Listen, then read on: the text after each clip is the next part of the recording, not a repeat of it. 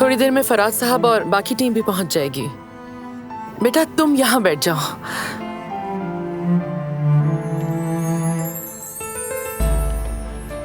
Wish me good luck.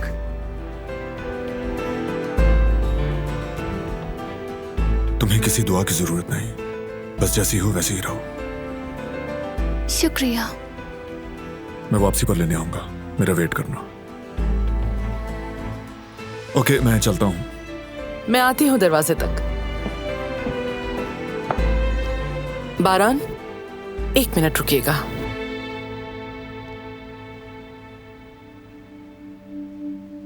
मुझे बताना था कि कंपनी का दूसरा बड़ा पार्टनर अपने सारे शेयर्स बेच रहा है, तो अगर आप चाहें तो वो खरीद सकते हैं।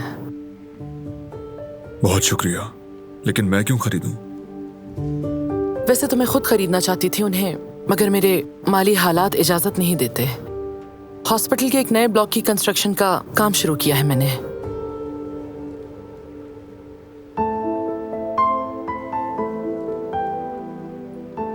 मैं आपको माली मदद फराहम करूंगा, लेकिन सब दिलान के लिए होगा। यानी नया पार्टनर मैं नहीं, दिलान काराबे होगी। ठीक है, सादत को बता दूंगी मैं इस बारे में। ठीक है फिर, लेकिन जब तक सब फाइनल ना हो जाए दिलान को मत बताइएगा, सरप्राइज दूंगा। जैसे आपकी मर्जी। तो फिर इजाजत दें मुझे। ओके, खुदा हाफिज।